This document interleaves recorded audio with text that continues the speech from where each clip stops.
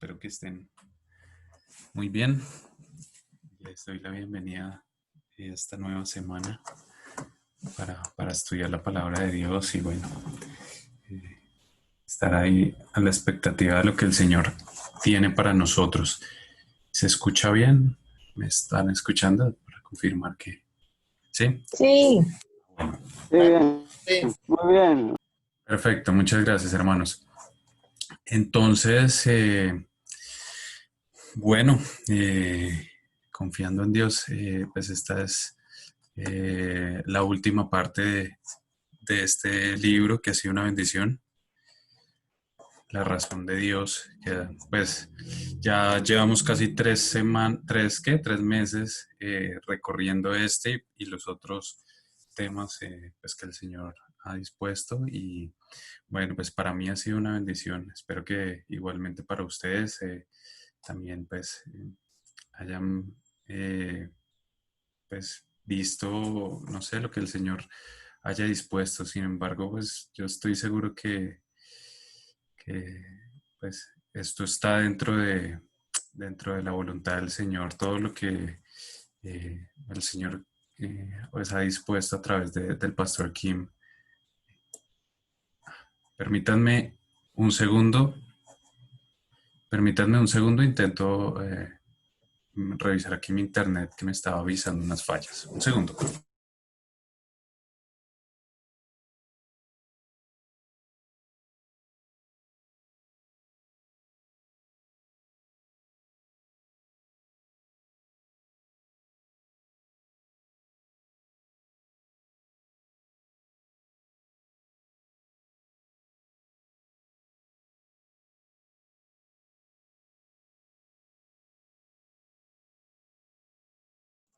Listo, ya, muchas gracias. Gracias ahí por la espera. Creo que ya se descongestiona un poco la red. Entonces, bueno, pues veníamos viendo eh, un poco acerca del Evangelio. Vimos la cruz en la reunión pasada y pues vimos cómo el hecho de que existía la necesidad total pues de que del sacrificio de Cristo ahí en la cruz, ¿no? No fue algo por hacerlo, sino fue en realidad algo que pues de una u otra forma era absolutamente necesario, todo para que fuéramos redimidos, ¿cierto? Entonces, bueno, pues el día de hoy, vamos a ver em, la realidad de la resurrección. Entonces, pues hemos estado viendo varios temas ya centrados en lo que concierne al Evangelio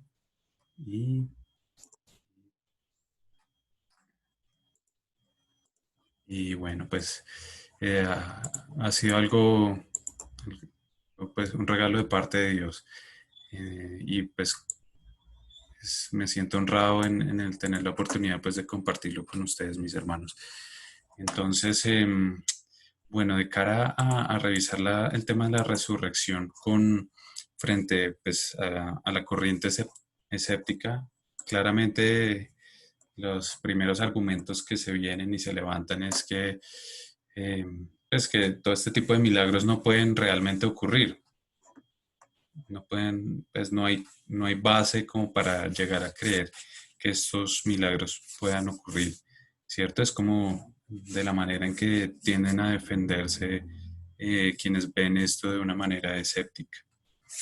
Pero pues recordando algunos argumentos que vimos cuando estuvimos revisando la veracidad de la Biblia, vamos a analizar esto. Entonces, pues el atacar el hecho de la resurrección tiene una dificultad y es en el explicar también por qué razón la resurrección puede considerarse como algo fantasioso o llegar a dudar de la resurrección, ¿cierto? También hay que explicar por qué la iglesia, desde sus comienzos, la iglesia primitiva siempre ha sostenido así.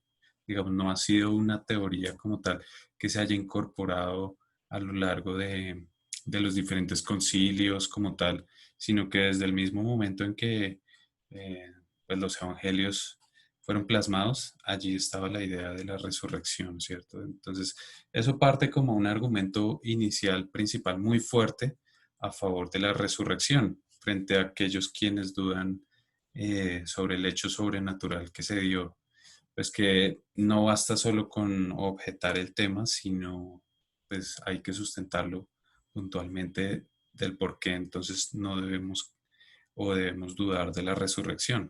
Finalmente, pues es algo, es una idea con la que todos hemos crecido desde pequeños y, y, pues de primera llegar a dudarla, pues también hay que explicarla, ¿cierto? Y es que explicar las razones fundamentales por las cuales se duda. Y pues, digamos, la corriente escéptica como tal principalmente aduce pues que no es posible que este tipo de fenómenos sobrenaturales se puedan evidenciar. Entonces, pues queda de todos modos en el aire un poco eh, la explicación por parte de ellos.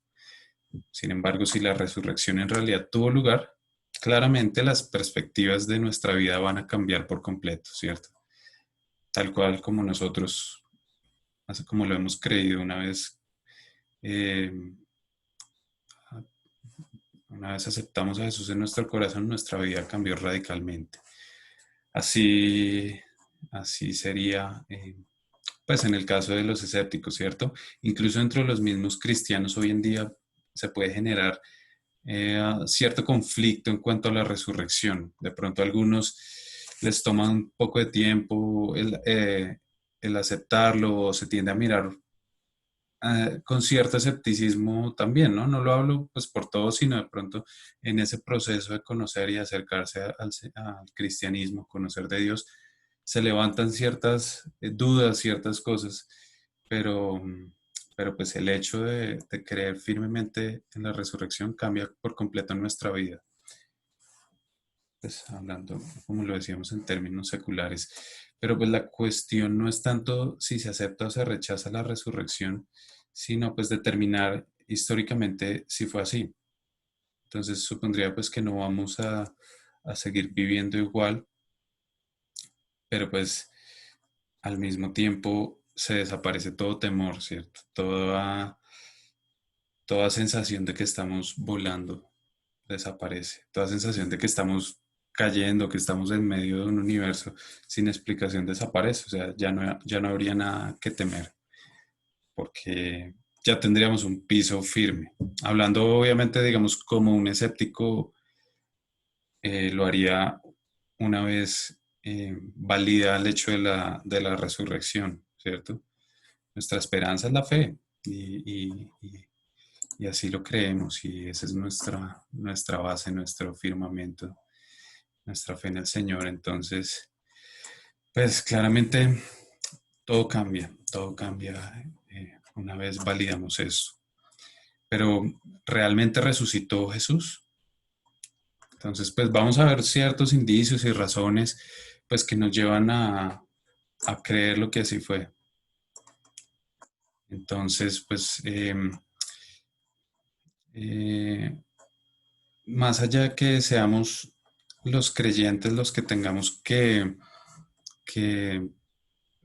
validar o demostrar esto, eh, como lo decía hace unos momentos, la resurrección pues lleva a que los mismos que la niegan o que la ponen en cuestión tengan que demostrarlo porque es así.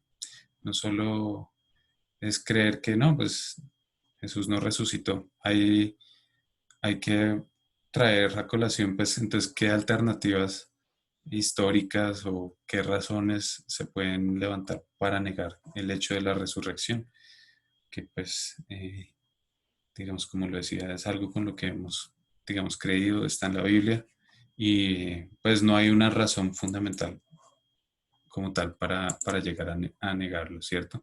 Pero ¿qué dirían entonces algunas personas al analizarlo del lado del escepticismo?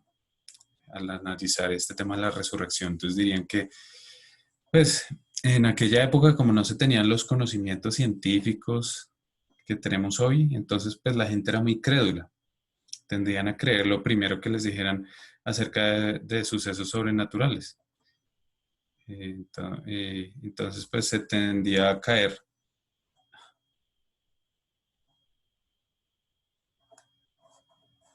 Se puso lento. No sé, bueno, permítanme. Creo que ya volvió. Eh, no, tendría uno a pensar que... Perdonen, tendría uno a pensar que los primeros cristianos o las primeras creyentes fueron víctimas de falsas noticias que habían en el ambiente y que por eso, digamos, creyeron automáticamente. O que de pronto los seguidores de Jesús se sintieron desolados al enterarse de su muerte y por esta razón, en cierta forma, en el fondo, creían que su presencia seguía ahí latente y que seguía guiándoles y persistiendo en su corazón. Entonces, que por esta razón, con el paso del tiempo y de la evolución del cristianismo, se, se levantaron esas ideas que tendían a mostrar como un Jesús vivo, ¿cierto?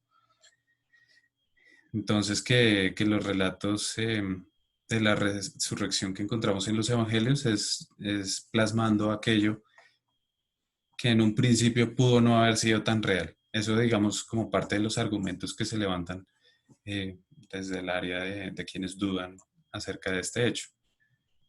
Pero pues, digamos, en este caso se está ignorando mucho el contexto cultural e histórico de los hechos y de cómo realmente ocurrieron las cosas y cómo están plasmadas en la Biblia, ¿cierto? Tenemos dos factores fundamentales o dos hechos fundamentales que nos dan una veracidad de esta situación y es la tumba vacía y los diferentes testigos que se veían o que podemos, pues que dice la Biblia que estaban allí. Y como lo vimos hace unas semanas cuando miramos el tema de la Biblia, em, pues se critica que los evangelios como tal fueron escritos en una época muy posterior a los hechos, ¿cierto? Eh, y que el tema pues de la tumba vacía y de los testigos en realidad eran una invención. Pero pues como lo veíamos, las primeras cartas paulinas, eh, las primeras cartas paulinas datan más o menos de 15 o 20 años después de la muerte de Jesús. Si Jesús murió sobre el año 33, las cartas paulinas se pueden datar más o menos el año más o menos 50 o 55 más o menos. Y, pues leyendo un poco nomás Primera Corintios, en donde Pablo nos dice, porque primeramente os he enseñado lo que asimismo recibí de parte directa de otros discípulos, ¿no? Que Cristo murió por nuestros pecados conforme a las Escrituras y que fue sepultado y que resucitó al tercer día conforme a las Escrituras y que apareció a Cefas y después a los 12, después apareció a más de 500 hermanos a la vez, de los cuales muchos viven aún y otros ya duermen. Después apareció a Jacobo, después a todos los apóstoles. Pero esa parte de allí donde dice a 500 hermanos a la vez, de los cuales muchos viven aún y otros ya duermen, pues no es algo que esté escrito solo por hacer, no, solo por remarcarlo, ¿cierto? O solo por completar algo, ¿no? Pues eso nos da a entender mucho del propósito por el cual Pablo lo escribía. Y era que el hecho que habían testigos presenciales quienes aún vivían, ¿cierto? Pues 500 personas. Y digamos que el hecho que vivieran todavía les daba la facilidad o les daba la posibilidad de aquel receptor de aquella carta que pudiera consultarlo, ¿cierto? Y corroborar los hechos. Pues no más el hecho de ser una carta dirigida a una iglesia le da un toque de documento público a las cartas y pues el hecho de leerlo en una congregación eh, pues estaba dirigido al público en general, ¿cierto? que en aquella época, pues dado los movimientos del Imperio Romano y la Pax Romana que se vivía en ese momento, pues hacía posible el viajar por la franja del Mediterráneo y pues consultarlo, por así decirlo, ¿cierto? En caso que se levantara eh, duda o algún tipo de escepticismo aquellas cartas. Por otra parte, Pablo también habla acerca de que transmite fielmente el testimonio que se le había confiado, ¿cierto? Entonces, habla explica pues que Pablo transmite fielmente lo oído de boca pues de muchos que conocieron a Jesús personalmente, entre esos claramente los discípulos.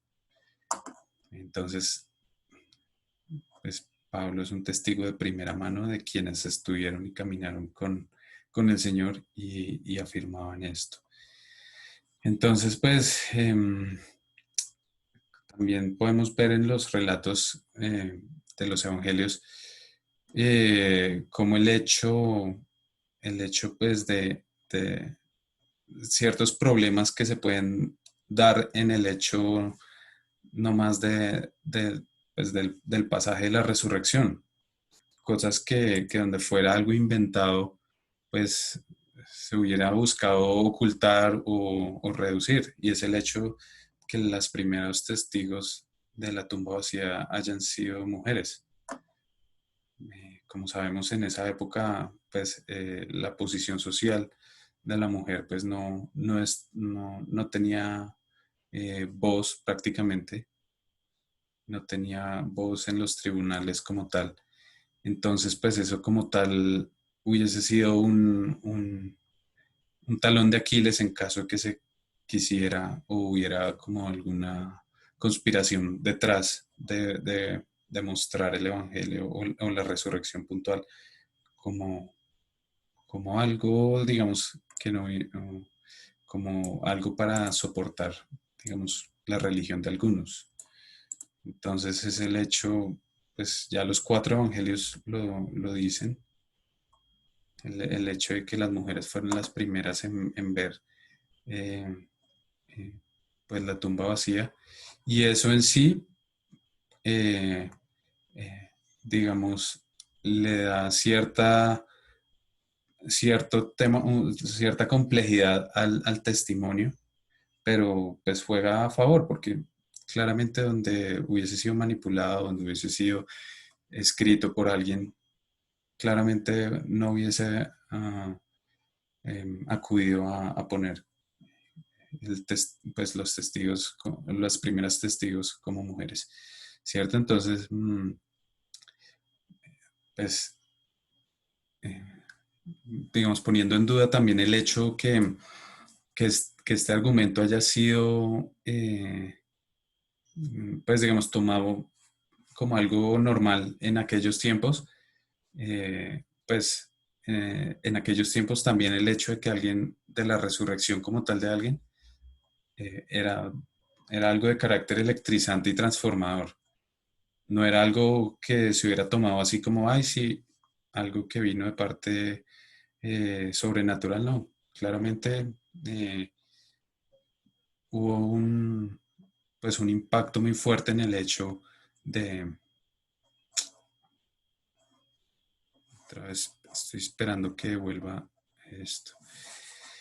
Claramente hubo un impacto muy fuerte en el hecho que se manifestara pues la resurrección de Cristo en la gente, ¿cierto? Entonces, pues el hecho de la tumba vacía sin testimonios personales acerca de Jesús, pues hubiese dejado un poco débil el tema y lo más seguro era que mucha gente hubiera pensado que el cuerpo había sido robado, ¿cierto? Y lo mismo sería en el caso de que hubiésemos tenido mm, muchos testimonios, muchos testigos vivos de la resurrección, pero sin la tumba vacía, porque pues claramente los que estaban en Jerusalén hubieran escuchado eso, pues los escépticos de una habrían mostrado el cuerpo de Jesús crucificado. Entonces, pues como tal, Pablo no va Pablo, y en los evangelios no se va a poner algo que en aquel momento los hubiese dejado en ridículo, ¿cierto? Y pues eh, como lo vimos, pues es un tiempo demasiado cerca a la ocurrencia de los hechos, por cuanto había mucha gente viva. Entonces, pues esto nos da un piso muy fuerte para, digamos, darle validez, eh,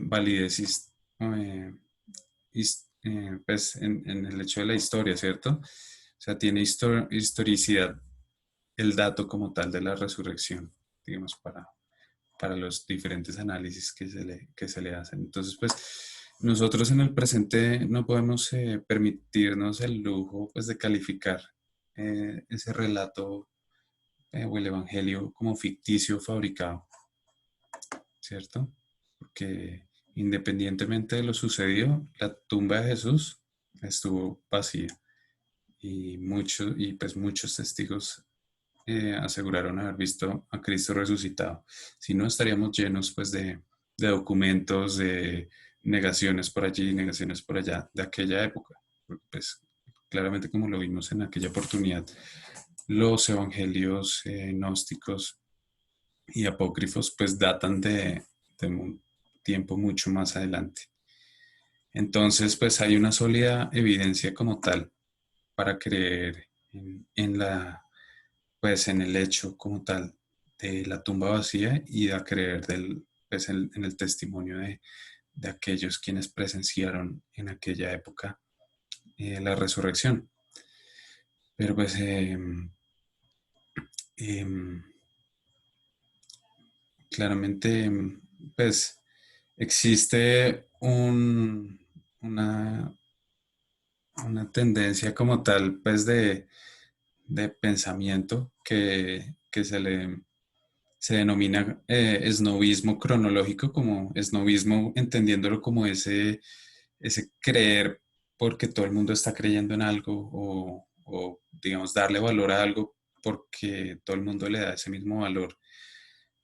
Entonces se le aplica un esnovismo cronológico a eso, al hecho de que no, que es que el cuerpo fue robado de la tumba o que muchas personas pues en realidad no fueron sinceras al decir que le vieron nuevamente y pues digamos que de pronto apoyaron fue el noble testimonio por tratarse de una buena causa, digamos.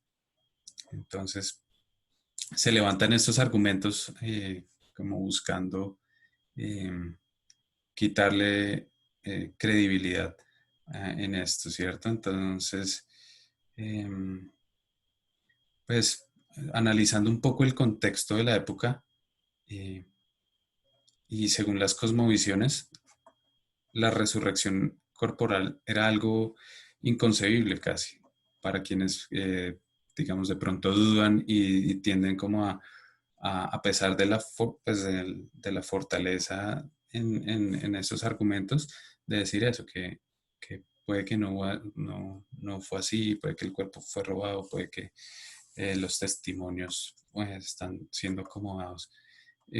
Si miramos el contexto de la época, nos va a dar una fortaleza muy fuerte en el argumento. Entonces, pues, como tal, había en el ala occidental una total ausencia en la creencia de la resurrección como tal del cuerpo, ¿cierto? ¿Por qué?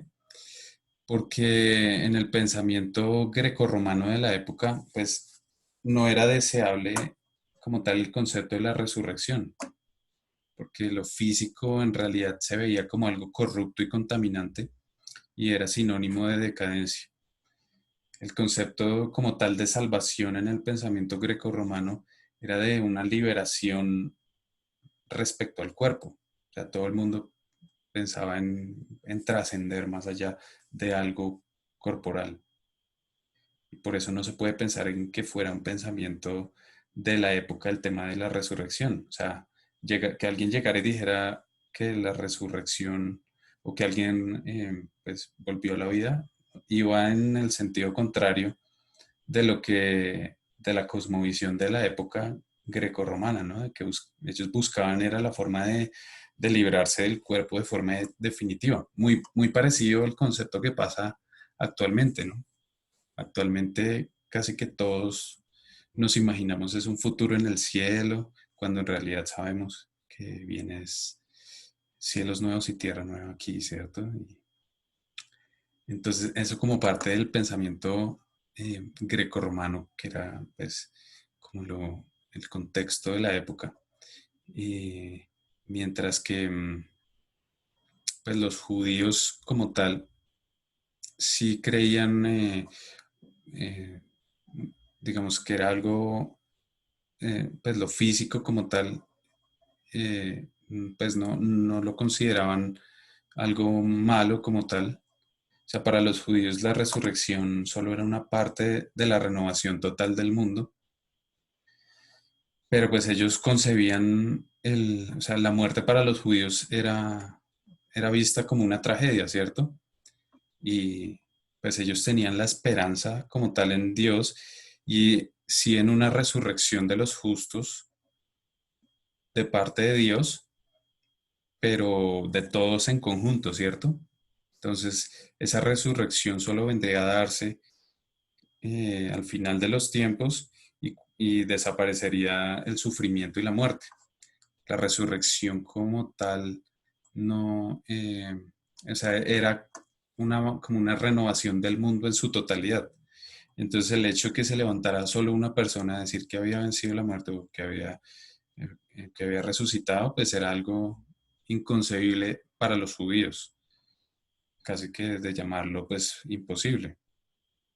Entonces la sola idea de una resurrección no tenía como tal, de una resurrección individual, no tenía acogida pues ni en los judíos ni en los griegos. Por eso el argumento de pensar que fueron alucinaciones o que fuera una conspiración, pues pierde un poco el peso porque pues se veía improbable la posibilidad, o sea, es demasiado improbable como lo vemos nosotros hoy, ¿cierto? Que alguien llegue y diga, no, es que aquel, eh, pues, volvió a la vida, pues, no, o sea, es algo impensable. No era algo que esperaría como tal las cosmovisiones y que, digamos, se ajustaría y se amoldaría y haría que todo el mundo la aceptara fácilmente, ¿no? Como en nuestro caso actualmente, el hecho de milagros sobrenaturales, pues, generan cierta incredulidad para aquellos argumentos que se levantan diciendo que aquellas personas de aquel entonces eran sumamente crédulos a las primeras ideas que se levantaran. Entonces, pues se cae un poco ahí el peso de aquellos quienes pensaban pues que era conspiración o alucinaciones. Y, eh, y, digamos, analizándolo también pues desde otro punto de vista en el siglo I y en siglos anteriores y bueno, a lo largo de la historia han habido muchos movimientos mesiánicos de aquellos quienes se han autoproclamado como mesías y pues que han sido ajusticiados. Pero en ni un solo caso pues de ellos eh, se han proclamado o han llegado a proclamar o han llegado siquiera como a decir no o o a decir sí que aquel persona se ha levantado entre los muertos, ¿sí? Entonces pues nadie en sus sanos cabales llegaría a la conclusión de la resurrección en aquellas épocas. Entonces tenían solo dos opciones los discípulos en caso de ser digamos, de quererlo contar o de querer como eh, formarlo como una conspiración o darle la explicación de que esto es una conspiración. O sea, solo habrían tenido como dos opciones los discípulos. eh, en caso, bueno, en caso de que no se hubiera dado la resurrección, y es o renunciar a la revolución o renunciar al movimiento que se levantó y se despertó, o buscarse un nuevo líder, ¿sí? ¿Qué fue lo que pasó? Pues no sé, con lo que veíamos de otros mesías o movimientos mesiánicos que se han levantado a lo largo de la historia. Una vez cae como la figura principal, eh, pues o se renuncia a aquel movimiento o se busca un nuevo líder, a no ser que verdaderamente haya ocurrido el hecho de de la resurrección. Entonces, porque dijeron los discípulos que la crucifixión había sido un triunfo y no un fracaso, sino habría de resucitar Cristo, también es otro punto para tener en cuenta, ¿cierto? Porque es claramente visto desde afuera, el hecho de la crucifixión, pues fue un fracaso para como tal, para los discípulos, ¿no? Viéndolo desde afuera. Pero, pero antes de esto los llevó más allá, los llevó a una nueva dinámica, los llevó a, a mover a un dinamismo que está más allá del entendimiento. Entonces, pues, digamos, son argumentos e indicios, como lo hemos venido viendo durante todas estas sesiones, que le dan fortaleza al hecho de la resurrección, ¿cierto? Porque de no ser así, entonces, ¿cómo poder explicar el movimiento tan fuerte de los, pues, del cristianismo primitivo? Entonces, al morir Jesús, eh, vino esa nueva visión del mundo con una creencia impensable para ese entonces, y la resurrección, pues como tal, fue el centro de la doctrina para los primeros cristianos desde el primer momento, como lo veíamos ahí en el escrito de Pablo. O sea, no fue algo que se adaptó, que se agregó más adelante, sino fue algo desde el primer momento que fue el centro de la doctrina, siendo Jesús en quien había quedado inaugurado esa futura resurrección de todos nosotros, ¿cierto?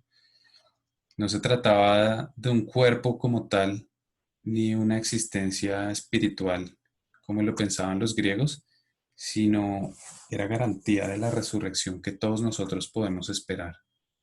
Ese fue el nuevo concepto y la nueva visión del mundo que, que trajo Jesús con su resurrección. No era algo meramente ya volvió en la carne o su espíritu trascendió y se manifestó, sino era todo ese propósito que había allí, que fue el primogénito de, de todo, ¿cierto?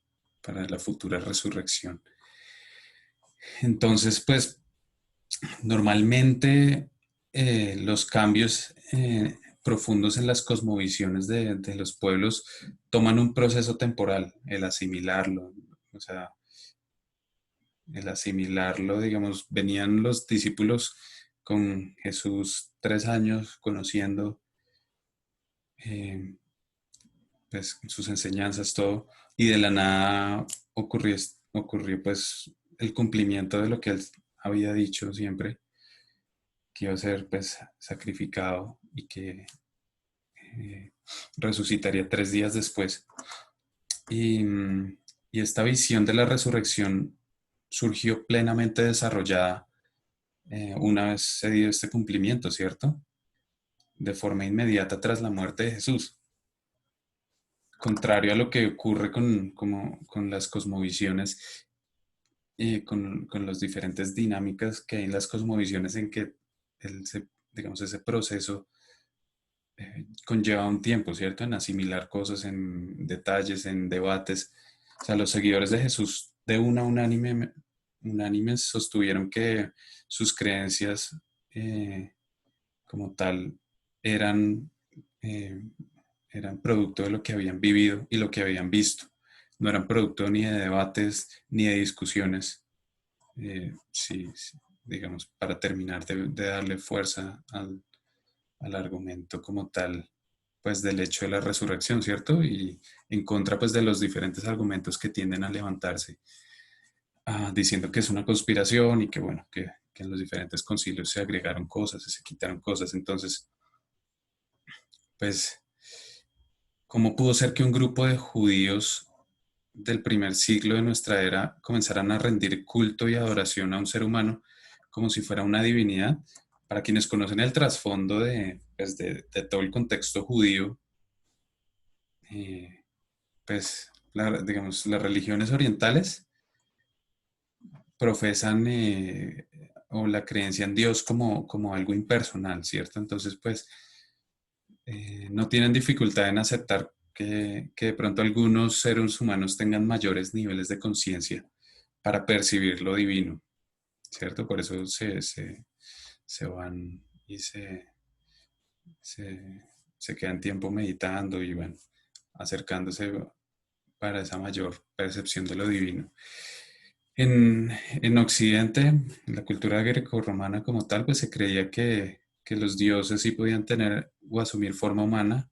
En el hecho, pues, digamos, la mitología griega es un ejemplo, pero pues en el contexto judío, pues la creencia era en un Dios único, ¿cierto? Trascendente y personal. Entonces, en el hecho nomás pues, de proponer eh, pues, que un humano fuera objeto de adoración, era, se consideraba eso casi como blasfemia, ¿cierto? La, y pues, sin embargo, fueron muchos y cientos los judíos que empezaron a adorar y a creer en Jesús de forma repentina.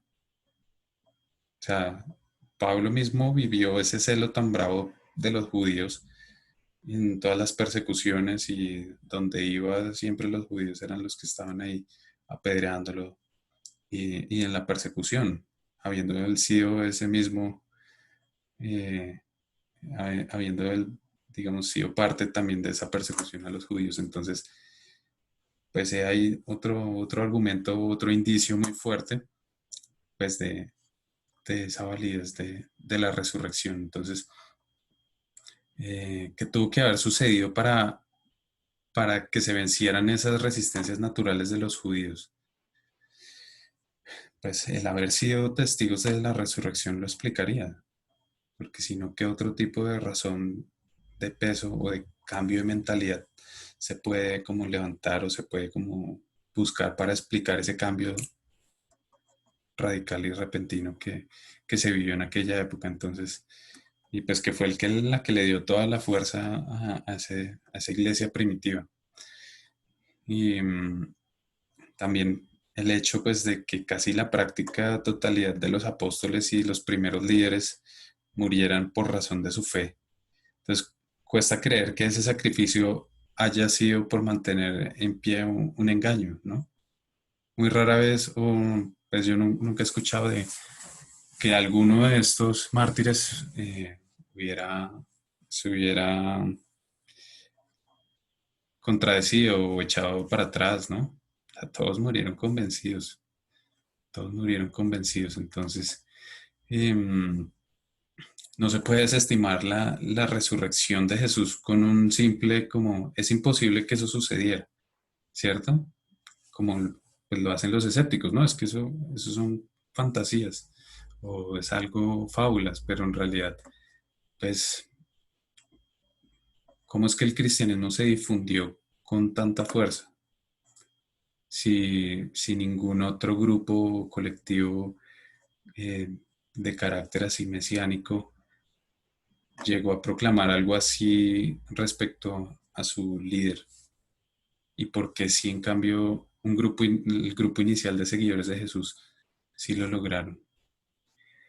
Entonces, son preguntas que nos sirven pues para entender un poco el contexto del momento, la situación que se vivió y, y el hecho pues, sí, que preguntarse el hecho nomás de qué les motivó a cambiar de idea tan de repente a un grupo tan grande, pues nos lleva a eso, ¿no? Pues tener indicios a favor de la resurrección. Entonces, eh, pues, la resurrección de Jesús es un hecho histórico y pues que fue atestiguado más que muchos otros eventos en la historia, que damos nosotros por sentado como cierto, ¿cierto? Muchas guerras, incluso la guerra de Troya, todo lo que se vive allí en la Ilíada, pues casi que se da por cierto, contando con muy pocos ejemplares pues, de aquellas obras de Homero. Entonces, pues esto frente a, digamos, al, al número de testigos y, pues argumentos que se tienen para el tema de la resurrección. Entonces, pues, digamos, todo esto nos sirve como de argumento fuerte como para darle validez al hecho de la resurrección, que pues es la base central, la piedra angular del cristianismo hoy en día. Entonces, ante, ante tanta evidencia de hechos presentes en las escrituras y pues de la genuina indagación histórica del contexto, se puede decir, o sea, el hecho de calificar como imposible la resurrección, pues es un facilismo. Y, pero pues termina siendo como algo fantasioso el llegar a esa conclusión, ¿no? El llegar a decir que es algo imposible. Pues no hay justificación como tal para poder hacer esa afirmación. Entonces, pues muy seguramente esa misma mentalidad se vivía en el siglo I, ¿no?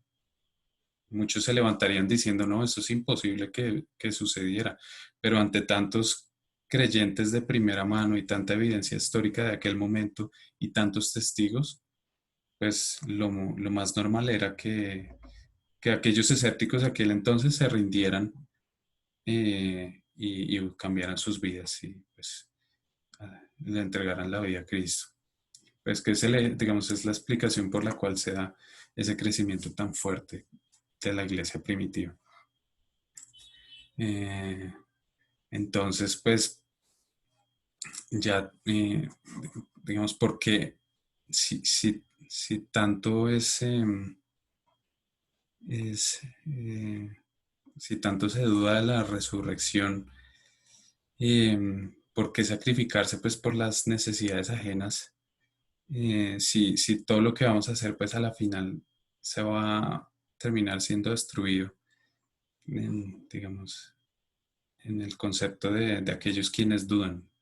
Como lo veíamos hace unas semanas, ese era uno de los argumentos, pues como tal, que se esgrimían pues, para quitarle el sentido y la importancia pues, al hecho de la resurrección. Aquí vemos un mapa, pues, de la propagación del cristianismo en aquella época. Entonces, pues, digamos, la resurrección era la garantía plena, pues, de la resurrección que nosotros podemos esperar y el anticipo de ese futuro evento, ¿sí? Entonces, como lo vimos, eh, tiene un piso bastante fuerte y no es que simplemente, pues, el hecho pues, de un salto de fe, como muchos creen que lo hacemos, ¿cierto?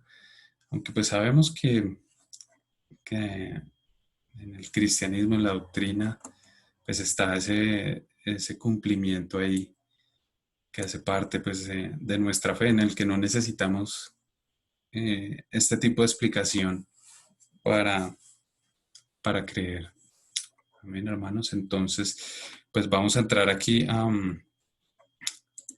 al capítulo final y enlazar un poco todo lo que hemos visto durante todos estos capítulos, ¿no? Iniciamos pues desmitificando un poco el tema de las inquietudes acerca de la religión, acerca del hecho de creer como tal en algo sobrenatural, entre comillas, y de desvirtuar un poco aquellos argumentos que se levantan como más fuertes frente a la crítica al cristianismo. Y enseguida, pues en la segunda etapa, miramos desde la óptica de los indicios, eh, diferentes pistas o indicios que Dios nos ha permitido ver tanto en la naturaleza, en nuestro comportamiento, en nuestros valores, en el mismo relato bíblico, como lo hemos visto en el hecho del Evangelio, de la cruz, en la resurrección, como lo acabamos de ver, para unir ya, digamos, y unir todo esto y resumir todo esto y poder llegar aquí a una conclusión y poder llegar aquí a un ejemplo, o pues a condensar todo esto en una forma, ¿cierto? Entonces, pues a lo largo del libro hemos podido ver la realidad y salir de paso a las ideas que intentan establecerse como verdad por parte de muchos. Y pues en el fondo en realidad vimos que no cuentan con el peso para hacerlo. Entonces, en contraste pues, con el cristianismo, estas ideas, ¿cierto? Y entonces esto pues nos deja la tesis que se ha manejado en esta última parte ha sido que, pues, que a lo largo de este libro la respuesta cristiana a la pregunta de nuestro origen o la respuesta cristiana sobre los problemas que que nos afectan eh, y la mejor forma de solucionarlos, el cristianismo sigue siendo la respuesta más competente, más completa para explicar lo que vemos y lo que experimentamos en comparación con otras alternativas. Como lo veíamos hace unas semanas, la explicación cristiana se ajusta como tal, casi como la última pieza del rompecabezas a todo este entramado eh, pues de realidad en la que estamos. Pues, que tristemente, pues el ser humano ha decidido mirar a otro lado, mirar en otra dirección y bueno, pues desestimar esto y negarlo y pues es el resultado casi que del escepticismo. Digamos, el escepticismo es una consecuencia de esa búsqueda de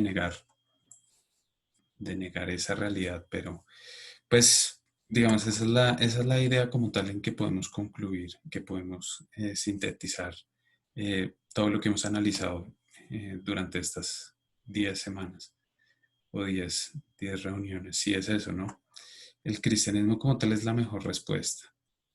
Y pues ya sintetizando un poco, pudimos ver el pecado, pudimos ver el evangelio, la cruz, la resurrección a la luz del escepticismo. Y con esto claro, podemos ver ahora el cristianismo como un todo y resumirlo señalando sus principales componentes. Entonces, pues lo vamos a ver a través de una, pues de una forma de explicarlo en sus principales componentes que son pues, la creación, la caída, la redención y la restauración. La manera como lo vamos a ver es a través de una figura que podemos denominar como la danza de Dios. ¿Sí? ¿De qué se trata esta danza de Dios? ¿Qué es esto acerca de la danza de Dios? Entonces, pues, eh, el cristianismo, a diferencia pues, de otras religiones, enseña eh, que Dios es trino, ¿cierto? El hecho del Padre, del Hijo y del Espíritu Santo forman como tal lo que conocemos como Dios. Entonces, pues, ¿qué podemos ver aquí? En primera esencia o en primer análisis, Dios en esencia es un ser relacional, porque así como Juan lo escribe eh, en Juan 1:18, donde dice, a Dios nadie le vio jamás, el unigénito Hijo que está en el seno del Padre, Él le ha dado a conocer, ¿cierto? Entonces, pues Dios es un Dios relacional y pues el mismo Juan allí nos dice en Juan 16:14 como Él me glorificará porque tomará de lo mío y os lo hará saber acerca del Espíritu Santo, ¿no? Cuando vendría. Luego en Juan en el 17, en la oración dice Juan 17:4, yo te he glorificado en la tierra, he acabado la obra que me diste que hiciese. Ahora pues, Padre, glorifícame tú al lado tuyo. con aquella gloria que tuve contigo antes que el mundo fuese. Entonces esto nos da a entender que tanto el Padre, el Hijo y el Espíritu Santo pues son un Dios relacional y se glorifican entre sí, ¿cierto? ¿Qué es, qué es aquello de que se glorifiquen entre sí? ¿Cómo lo podemos entender? ¿Qué significa ese término glorificar? Ese término glorificar lo podemos entender como alabanza y gozo, ¿sí? Y, y glorificar como tal significa rendirle servicio y mostrarle una deferencia particular a alguien. Entonces, pues, o, o glorificar puede ser también como sacrificarse en buen grado para hacer feliz a esa persona, siendo su felicidad nuestro gozo, el hecho de que cuando lo vemos de una forma relacional, ¿cierto? Sacrificarse por alguien. Entonces, em, ¿cómo podemos entender ese hecho que el Padre, el Hijo y el Espíritu Santo se glorifiquen entre sí? Entonces, si lo vemos gráficamente, el egocentrismo como tal es estático y estacionario, o sea, solo se mira a sí mismo. Eso es lo que podemos entender como el egocentrismo. Y se esperaría que todo el mundo gire alrededor nuestro. Sí, digamos como eso casi una particularidad o una característica pues tristemente del ser humano. Entonces el egocentrismo espera que los demás giren en torno alrededor de nosotros. Pero ¿qué pasa con la Trinidad? Pasa algo muy diferente. Y es que la vida compartida del Padre, el Hijo y el Espíritu Santo no es egocéntrica, sino que por el otro lado es de entrega de uno mismo a favor de los otros. Y esto movido por un amor mutuo. Entonces ahí está esa glorificación o el hecho de glorificar, de que nuestro Dios Trino se glorifica a sí mismo. Todo movido por un amor mutuo, ¿cierto? Entonces es todo lo contrario al, al egocentrismo, ¿no? Es todo lo contrario al egocentrismo, sino que es la entrega de uno mismo a favor de los otros, movido por un amor mutuo. Entonces, si lo vemos gráficamente o si nos intentamos imaginar cómo podemos ver esto, pues eso se podría ver como algo relacional, un movimiento relacional que se da, que se puede denominar como una danza, ¿cierto? Entonces, esto es lo que podemos denominar la danza de Dios, sobre todo si se da entre tres personas, moviéndose cada una de ellas alrededor de las otras dos. Y que nos da a entender esa danza de esas tres personas, donde la órbita eh, es alrededor de las otras dos personas, manifestando su amor y deleite y adoración. Cada una de estas tres personas de la Trinidad ama, adora, respeta, se regocija en las otras dos, resultando esto en una danza dinámica, vibrante y de gozo y amor. Entonces, pues, es un concepto, es un concepto bien interesante de cómo ver la Trinidad, de cómo entenderla. Eh, los primeros líderes de la iglesia definían la relación del Dios Trino como un término griego que denominan pericoresis, lo cual eh, se puede relacionar un poco al término de coreografía, ¿sí? O movimiento alrededor. De ahí surge como ese concepto que venimos a denominar pues para entenderlo un poco mejor como la danza de Dios, ¿sí? Entonces el Padre y el Hijo y el Espíritu Santo se glorifican entre sí. Entonces, cada una de las tres personas divinas acogía a las otras dos en su centro de su misma existencia. Y pues Dios no es un Dios impersonal, ¿cierto? Dios no es un Dios impersonal, sino es un, pues, manifiesta una actividad dinámica, vibrante, eh, pues, que nos permite ver casi eso como una danza de parte de Dios. Entonces, pues el hecho nomás de imaginarse humanamente la Trinidad nos lleva a sobrecargar y y a, mm, pues nos lleva a una dificultad cognitiva como tal, ¿no? O sea, el hecho pues de entenderlo es un reto muchas veces el imaginar la Trinidad.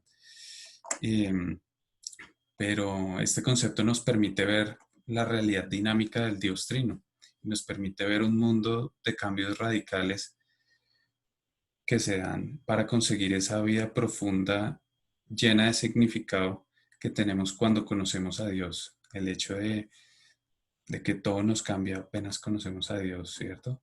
Porque Dios es un Dios, no es un Dios estático, no es un Dios, sino es un Dios con una actividad dinámica.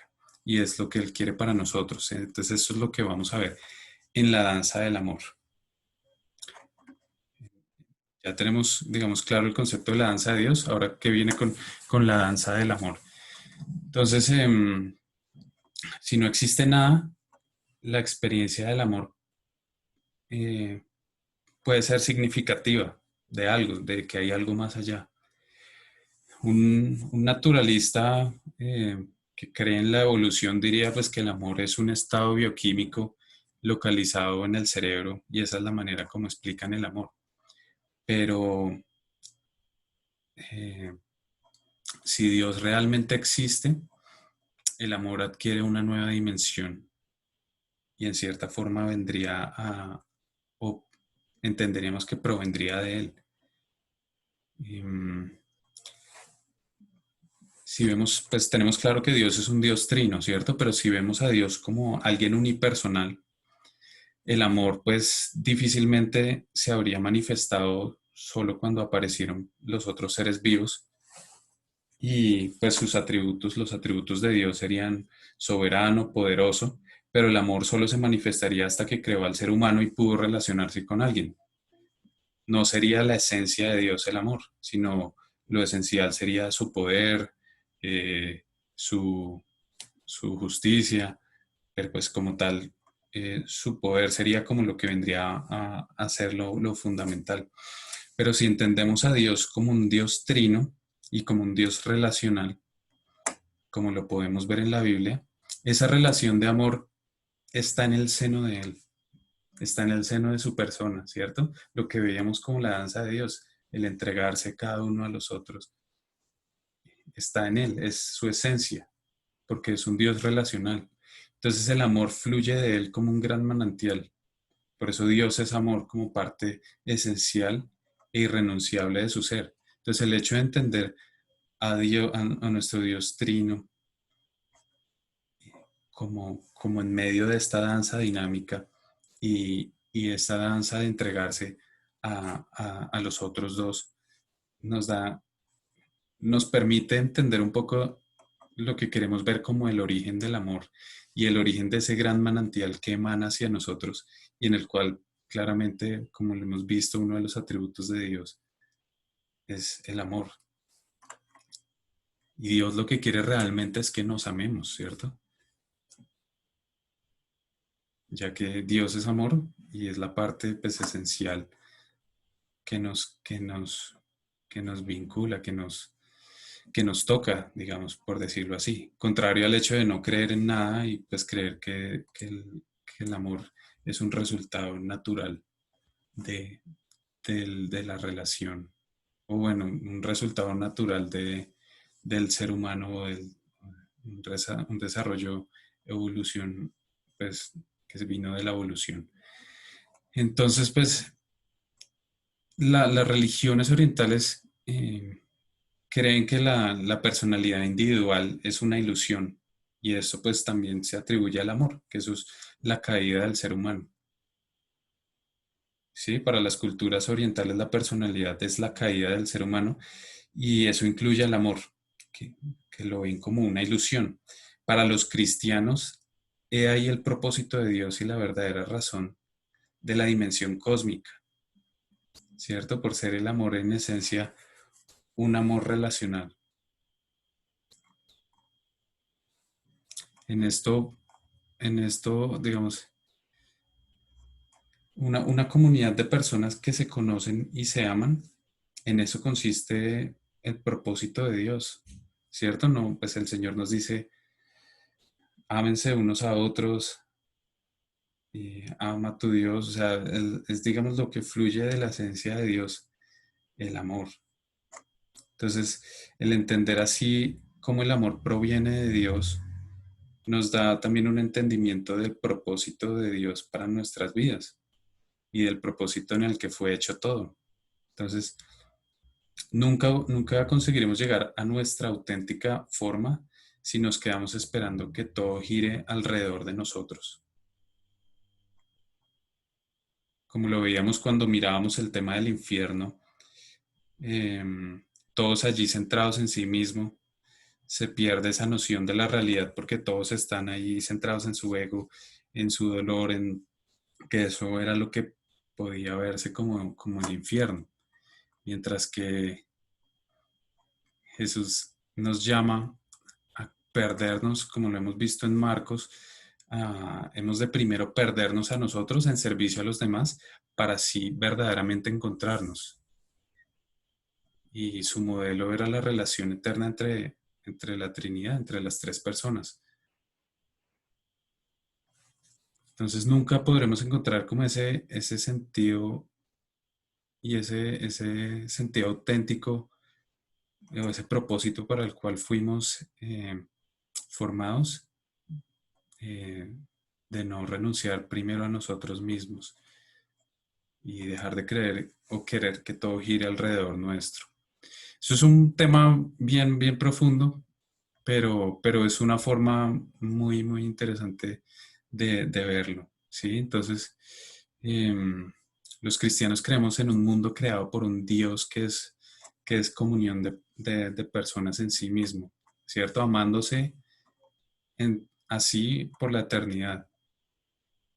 Y el ser humano fue creado para, para una entrega de ese mismo modo, de esa misma relación de amor recíproco. Y el egocentrismo es, pues como tal destruye esa esencia de conjunto que se puede dar. Entonces el egocentrismo destruye la esencia de la creación divina. ¿Cómo surgió esa creación? Entonces vamos allí a lo que podemos denominar la danza de la creación. Permítanme un segundo. La danza de la creación. Entonces, eh, en la vida interior de Dios, como lo conocemos, Dios Trino, es infinitamente feliz y allí tiene lugar la comunión de personas en gozosa relación de amor y recíproca glorificación, ¿cierto? Es lo que vemos como la danza de Dios. Padre, Hijo, Espíritu Santo, en gozosa relación de amor y recíproca glorificación entre ellos. Y, y, y, y pues Dios en sí nos pide que, pues en ese mismo sentir fuimos creados. Imagínense la felicidad de Dios al crear los cielos y la tierra en ese mismo sentir de felicidad. En ese mismo sentir creó al ser humano. Eso es lo que Dios ha experimentado por la eternidad. En esa orientación hacia el amor recíproco. eh, pero entonces, eh, pues Él nos creó. Dios nos pide que le glorifiquemos y le alabemos, ¿cierto? Una vez nosotros fuimos creados, porque Él busca como tal nuestra felicidad. Y esta felicidad solo la hallamos cuando estamos centrados, o sea, no la hallamos cuando estamos centrados en nosotros. Dios es feliz porque se abre una, en gloriosa entrega a amarnos a nosotros. es el, digamos, el concepto como tal del amor de Dios, y que lo podemos ver aquí en la tierra, ¿sí? Entonces, em, pues, digamos, podemos ver esto como una contradicción, ¿no? El hecho de que, como así, Eh, la Biblia nos dice casi que en cada página que Dios nos insta a glorificarle, a alabarle y a servirle. Y, y Dios entonces no busca su propia gloria al llamarnos a esto. No nos pide que le obedezcamos incondicionalmente, que le glorifiquemos y que le alabemos y que centremos nuestras vidas en Él. No, Dios nos pide que le glorifiquemos como tal para que dejemos de centrarnos en nosotros mismos también, ¿sí? Dios nos pide que le glorifiquemos y alabemos porque Él busca nuestra felicidad y la hallamos solo cuando estamos centrados en los otros,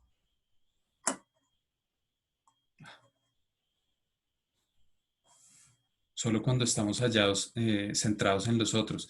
Dios es feliz porque se abre en gloriosa entrega a amarnos a nosotros, y en que la única forma de nosotros que fuimos creados a su imagen y semejanza, en que tengamos ese mismo gozo, es que centremos nuestra vida en su persona y no en nosotros. Es esta es una parte sumamente compleja, sumamente densa, pero en realidad es muy sencilla, ¿sí? Y es el hecho que Dios nos insta a amarle, obviamente por lo que Él es, a glorificarle, a servirle. Y ese es el propósito de la creación, ¿no? Que le adoremos. Pero se puede entender también en la manera en que el Señor sabe que el pensamiento egocéntrico, centrado en mí, centrado en que todo gira a mi alrededor, no va a ningún lado, ¿cierto? Por eso también Él busca que le alabemos, que muramos primero a nosotros mismos y que le alabemos a Él. Ahí también digamos, el propósito inicial de, de buscar ese amor de la danza de Dios, de ese amor que no es centrado en mí, sino en los otros, y que al ser nosotros imagen y semejanza de Dios, podamos vivirlo de esa misma forma, ¿sí? Ese es, digamos, como lo vamos a ver más adelante, ese es el propósito como tal de la creación. La razón de la creación fue hacer extensiva esa perfecta comunicación de bondad en amor. El amor de Dios se expresa transmitiendo esa felicidad y deleite a la creación como tal. Y el universo entero es una explosión de la gloria de Dios. De Él irradia todo lo bueno, todo lo bello y amoroso de este mundo. De esa forma atrayendo así las criaturas para que participemos de ese gozo. Y en fin, pues el fin último de la creación es la unión en recíproco amor de Dios con sus criaturas. Entonces lo que podemos ver allí es que el fin último de la creación es hacernos partícipes de esa danza de amor que él ya tiene, ¿sí?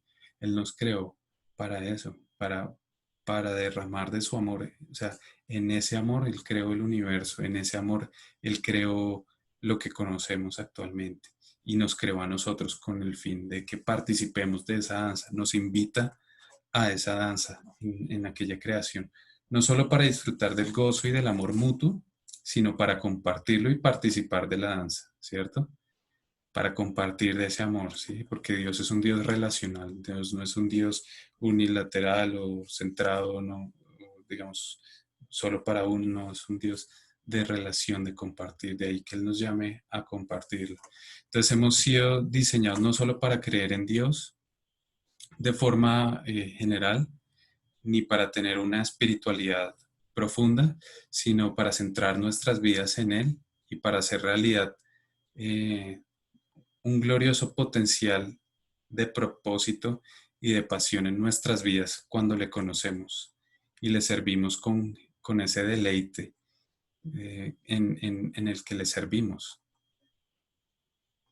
Muchas, mm, muchas otras culturas y algunos otros relatos alternativos a la creación nos muestran del origen de la creación por una batalla de dioses o que surgió como tal por por fuerzas naturales ciegas.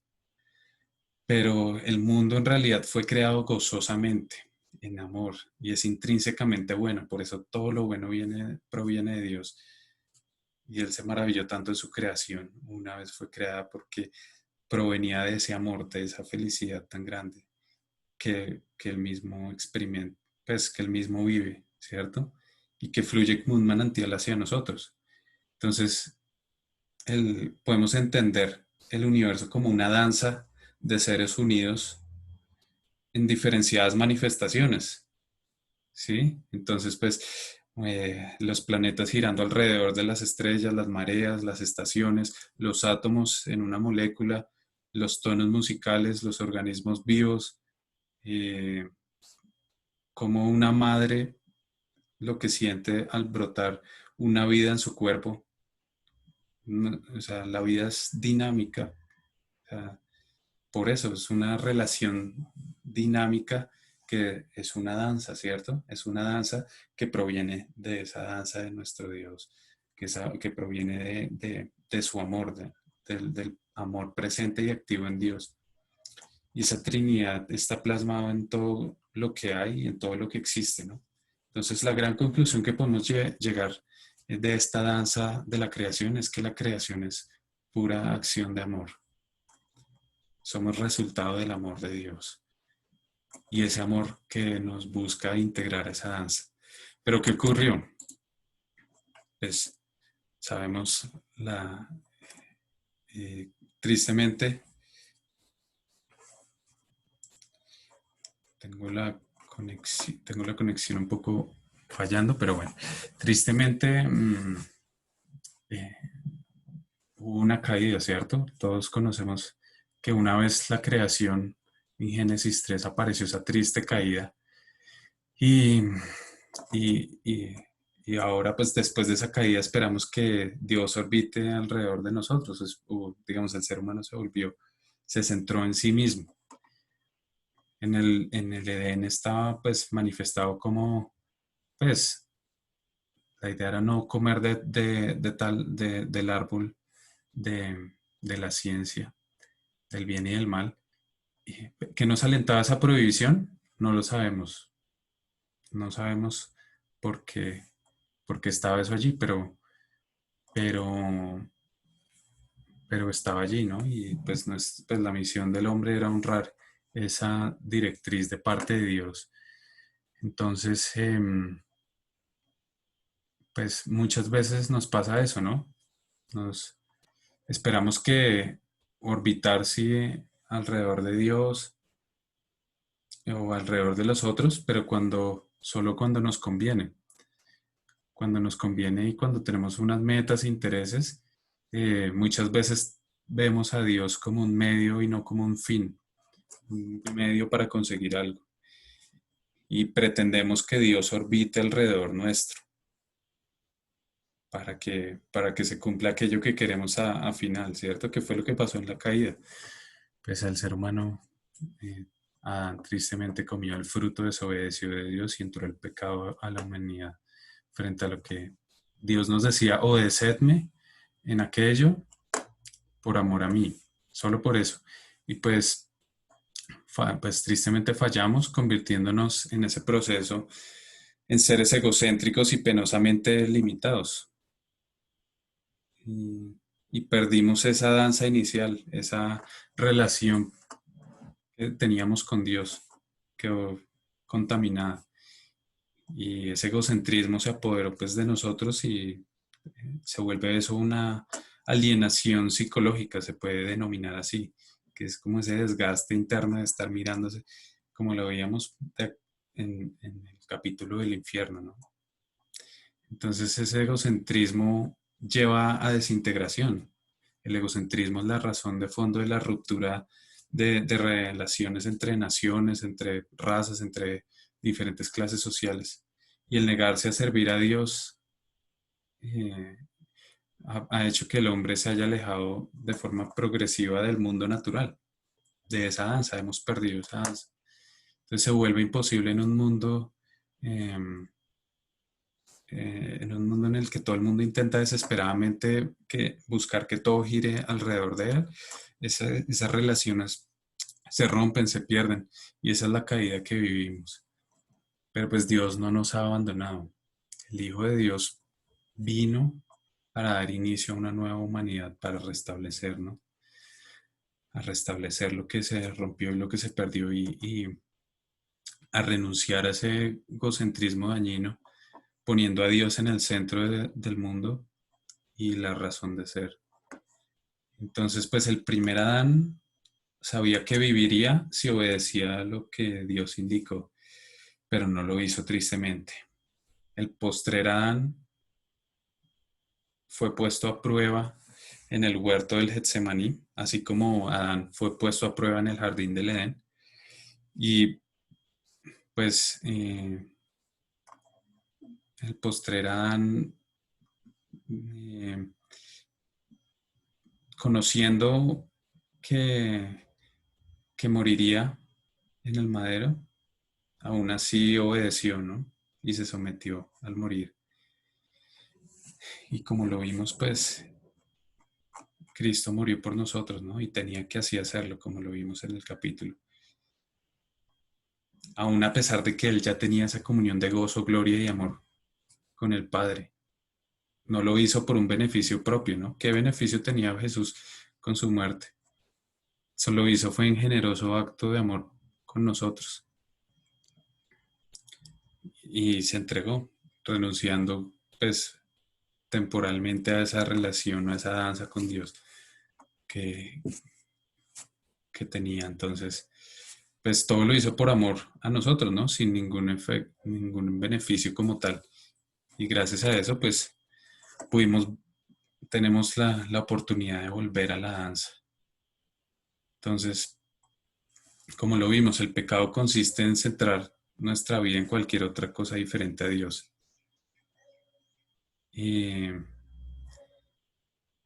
Pero pues el Señor viene con sus brazos abiertos a redimirnos y, a hacernos ver que no tenemos que depender de un ego frágil o de un orgullo mal enfocado, sino que pues solo a través de Él podemos acercarnos nuevamente a aquella danza. Entonces, pues gracias a la obra de Cristo podemos volver a la danza, ¿cierto? ¿Qué podemos esperar de esta danza? Em,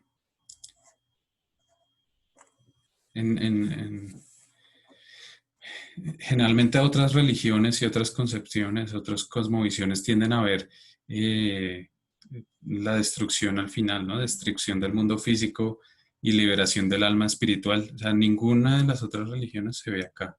Mientras que aquí en nosotros, en el cristianismo, el cielo desciende a nuestro mundo para purificación, para rectificación de todo lo imperfecto. Entonces va a ser un nuevo cielo y una nueva tierra.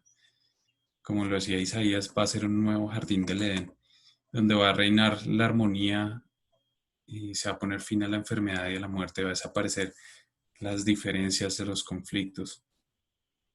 Y, pues vamos a poder participar de ese gozo, ¿no? Entonando la alabanza al Señor. La creación no ha parado de darle la gloria a Dios. Entonces, pues vamos a hacer la creación, vamos a ser liberados de esa servidumbre y de la destrucción, y vamos a ser restituidos, ¿no? Vamos a tener esa restitución en el Señor que nos va a permitir compartir esa danza. Y como dice, pues la palabra, y el cambiará nuestro lamento en baile, ¿no? Que se acomoda perfectamente pues al concepto que queremos ver de la danza de Dios. Entonces, eh, La raza humana será finalmente reunida en torno a Dios, manteniéndose esa diversidad, pero para vivir en armonía y paz. La gloriosa y la gloria de Dios en las alturas llegará con paz en la tierra para toda la creación. Entonces, pues, ¿cómo podemos reaccionar ante este espléndido panorama? Pues que es lo que normalmente vemos en la palabra, ¿cierto? Esto es solo una forma de verlo que nos permite entender, pues, o ver esa forma y ese amor que, en la cual fuimos creados de parte de Dios y a la cual, pues, el Señor anhela que volvamos.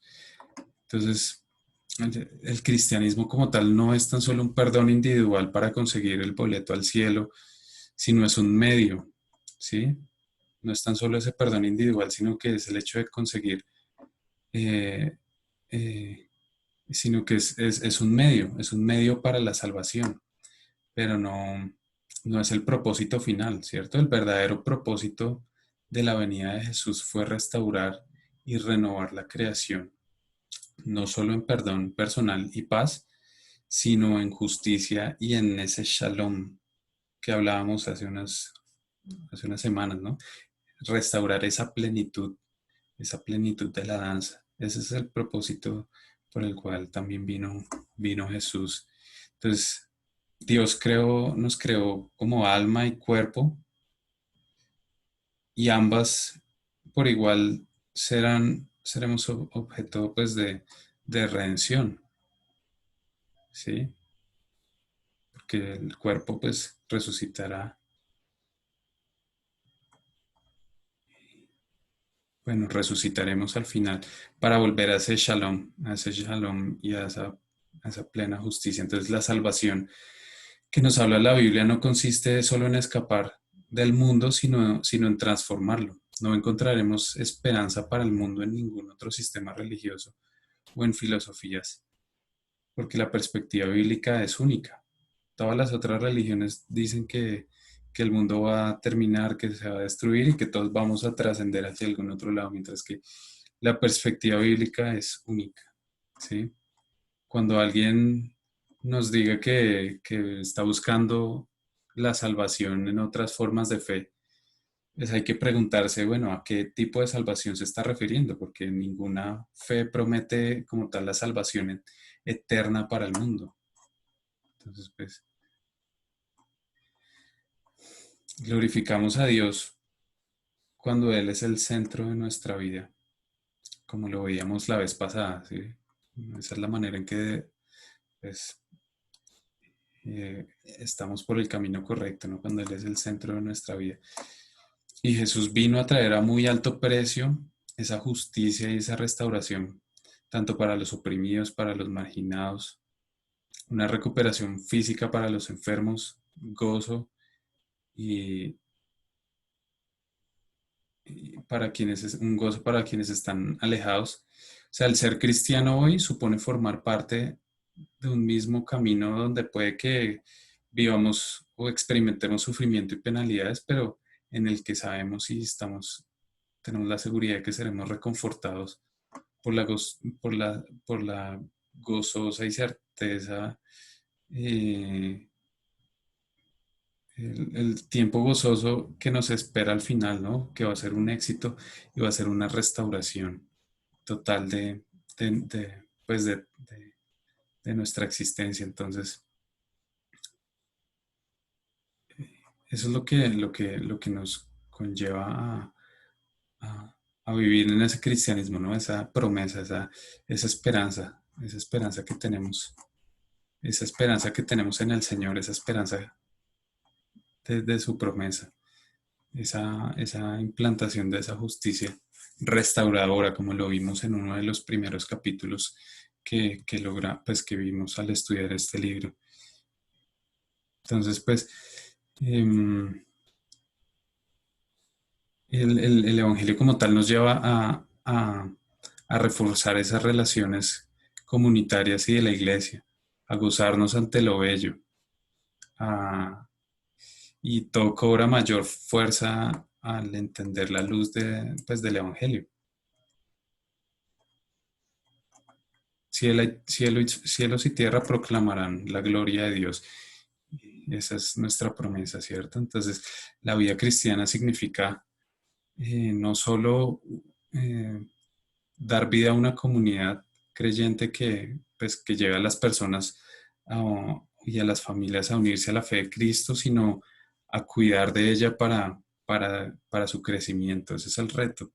Y como cristianos, pues debemos ser, eh, debemos estar ahí comprometidos con la justicia y la verdad, trabajando por la consecución, pues, de un mundo en el que Dios al final pues como dice Apocalipsis 21, va a enjuagar toda lágrima de los ojos y ya no habrá muerte, ni habrá llanto, ni clamor, ni dolor, porque las primeras cosas pasaron, ¿no? Una vez llegue ese cumplimiento, pues va a ser un gozo eterno, ¿no? Porque llegaremos por fin a nuestro hogar, llegaremos a esa ciudadanía que tanto esperamos, pues que ya tenemos acá, pero que viviremos en ese momento, ¿no? Entonces, dice C.S. Lewis que todos los sucesos de nuestra vida no serán sino tan solo la cubierta y el título de lo que vivimos actualmente, porque en ese punto vendrá el verdadero inicio, el capítulo 1 de nuestra historia con mayúsculas, que nadie ha tenido el momento de leer y que continuará pues por la eternidad con el Señor, de la mano de Dios, en esa danza, en esa danza que anhelamos, mis hermanos. Entonces, pues, es una forma pues interesante de ver la palabra y pues de ver lo que dice la palabra, pero pues nuestra esperanza está puesta en Jesús y en aquello que viene. Y todo este libro ha sido en realidad una bendición para mi vida, como espero que haya sido para sus vidas. Es una realidad, como le hemos venido diciendo, es digamos, el pensamiento actual, la mente humana, es una realidad. Y pues se levantarán voces por un lado y por otro, buscando que vayamos por otro camino, intentando desviarnos, pero nuestra seguridad es Cristo y lo que la Biblia nos dice de Él, por más que intenten desmitificar, tapar, torcer, la palabra está ahí. Gracias a Dios tenemos la palabra y pues bueno, este tiempo con ustedes de compartir ha sido una bendición para mi vida en muchos sentidos y pues el libro como tal es una respuesta a esas voces que se levantan y que buscan quitar la importancia y peso a lo real. Intentan levantarse pues por encima de la palabra de Dios y tristemente la sociedad está haciendo eco de esto, ¿no? Creyéndolo como verdad. Y pues nos toca levantarnos y pues pararnos en la palabra y hablar y enfrentar esto. La realidad, pues, lo único cierto que tenemos es la palabra de Dios y es la única forma de llevar el mensaje de la salvación. No va a ser una lucha intelectual. No, pues este libro no busca eso, no busca como tal una lucha intelectual o que entremos a chocar, no, sino nos da como ese pie para dejar o bajarle el volumen a esas voces que se intentan levantar a decir, no, esto es falso, esto es tal, y que pues en cierta forma a quienes más afecta pues es a nuestros jóvenes, ¿no? En nuestras iglesias nuestros jóvenes tristemente están luchando con esto, o aquellos quienes están llegando al cristianismo muchas veces llegan con muchos prejuicios y preconceptos que hay que poco a poco ir tratando. Entonces, pues en realidad, más allá de la lucha intelectual, lo único que trae transformación pues es el Señor y lo que el Señor puede hacer en nuestros corazones y en cada una de las personas. Entonces, pues somos nosotros ahí llamados a predicar el Evangelio con mayor seguridad, con mayor insistencia y a permitir pues que el amor de Dios toque los corazones de las personas. Quería cerrar con este versículo que para mí, pues, digamos, engloba todo lo que vimos durante este tiempo, y es en Primera de Corintios del 18 al 23, donde dice, El mensaje de la cruz es una locura para los que se pierden. En cambio, para los que se salvan, es decir, para nosotros, este mensaje es el poder de Dios. Pues es que está escrito, destruiré la sabiduría de los sabios, frustraré la inteligencia de los inteligentes. Y aquí viene una parte, el versículo 20, que para mí trae mucha revelación. Entonces, ¿dónde está el sabio? ¿Dónde está el erudito? ¿Dónde el filósofo de esta época? ¿No ha convertido Dios en locura la sabiduría de este mundo? Ya que Dios en su sabio designio dispuso que el mundo no lo conociera mediante la sabiduría humana, tuvo a bien salvar, mediante la locura de la predicación, a los que creen. Los judíos piden señales milagrosas y los gentiles buscan sabiduría, mientras que nosotros predicamos a Cristo crucificado. Este mensaje es motivo de tropiezo tanto para los judíos y es una locura para los gentiles. Entonces, mis hermanos, les agradezco profundamente que pues, me hayan acompañado en este camino. Y pues como dice la palabra, es la locura de la predicación en la que tenemos que seguir firmes y unos a otros, llevando el Evangelio del Señor, ¿no? Sin desistir. Entonces, pues, les doy las gracias por acompañarme en este tiempo y les pido si por favor me acompañen en una pequeña oración. Bueno, amado Padre, Señor, gracias, Señor Padre. Gracias por este tiempo, Señor. Gracias por esta oportunidad, Señor, de poder ver con mis hermanos este libro, Señor. Te doy las gracias, Señor, por la revelación que has traído a nuestra vida, Señor.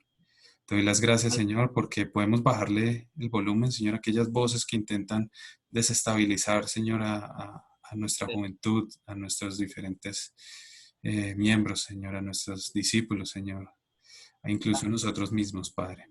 Te pido, Señor, que nos permitas y nos permitas seguir teniendo estas herramientas, Señor, para hacer frente a los desafíos de estos tiempos, Señor. Sabemos que aún más adelante, pues, vendrá más difícil, Señor, será algo más difícil, Padre. Te doy las gracias, Padre, por mis hermanos aquí presentes, Señor, y gracias por tu palabra, Señor, porque literalmente es luz, Señor, para nuestro camino, Señor. Te doy las gracias, Señor, porque gracias a ella te conocemos, gracias a ella podemos tomar ese tesoro, Señor, que tú quieres sembrar en nuestra vida, Señor. En el nombre de Jesús te entrego esta noche ya y bendigo a cada uno de mis hermanos, Señor. En el nombre de Jesús, amén y amén. Amén. Bueno, mis hermanos, muchas gracias. Dios te bendiga, siervo. Dios los bendiga. Muchas gracias Amén. por compartir David, con un nosotros. abrazo. Gracias, David. Dios te bendiga grandemente. Muchas gracias. Bueno, un abrazo para todos mis hermanos. Igualmente. Gracias. Wow.